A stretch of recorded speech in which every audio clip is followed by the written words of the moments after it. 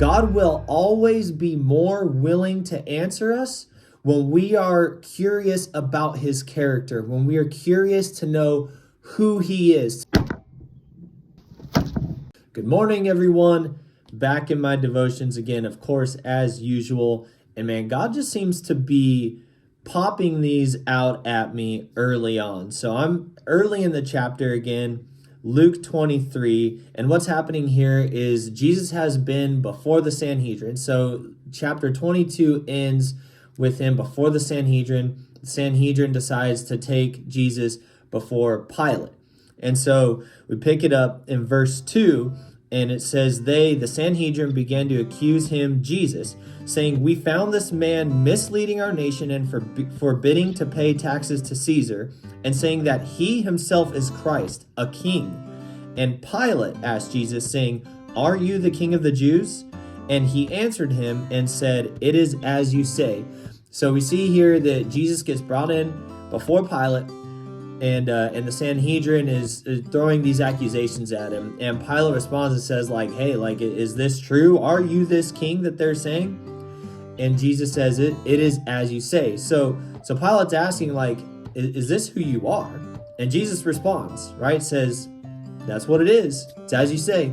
So then, fast forward, Pilate finds out that Jesus is from Herod's jurisdiction. And he says, well, he should be over there in front of Herod. So he sends Jesus to Herod. And now pick it up in verse 8. And this is what happens when Jesus is before Herod. And it says, "Now Herod was very glad when he saw Jesus, for he had wanted to see him for a long time, because he had been hearing about him and was hoping to see some sign performed by him. And Herod questioned Jesus at some length, but Jesus answered him nothing." So there's an interesting contrast that is shown here. And that is that we see Pilate asking, "Is this who you are?" Jesus responds, "It is as you say." Herod is interested because he's been hearing about him. He's like, "I want to see this guy do something. I want to see him perform these signs I've been hearing." And he goes to question him from this motive, and Jesus does not respond at all. It says he answered nothing.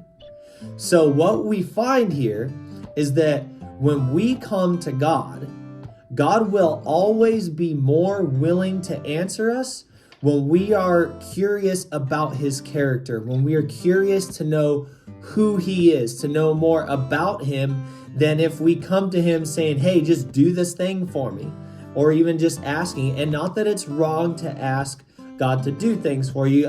He obviously wants to do things. He obviously wants to do great things for us. However, every time that God wants to do something for us, the greater purpose, the greater intent of it is that he reveals more of himself to us through that. So through his works and his miracles and signs, all that stuff, what he really wants to do is reveal a new side of himself to us, or reveal himself in a deeper way to us. It's really intended for us to know him more through whatever trials or circumstances or whatever it may be. So when we come to God with the desire to know him, God is always ready and anxious to answer. But when we come to him as though he's some sort of magician to just do magic tricks for our entertainment, or like he's just a genie in a bottle, and "Hey God, I need you to do something, do this cool thing," then we're probably not going to hear from him. Remember that in Deuteronomy it says, God tells the people of Israel, "You shall not put the Lord your God to the test." And Jesus even quotes this verse when he is tempted by the devil in the wilderness. And Satan says, "Throw yourself down and he will bear you up." Jesus says, no, back it up, dude. You're not supposed to put the Lord your God to the test. I don't just come out here and have him dance around like a circus monkey for me. That's not how it works. So I encourage you today that when you come to God, come with the intent to know him. And when you want to know him more, when your heart is to draw near and to know him, and for more of his character to be revealed to you, you will also get to see more of his works operating through that, because that is a large way of how he wants to reveal himself to us. I hope that helps you guys. I hope you feel encouraged. I love you guys, and we'll see you next time.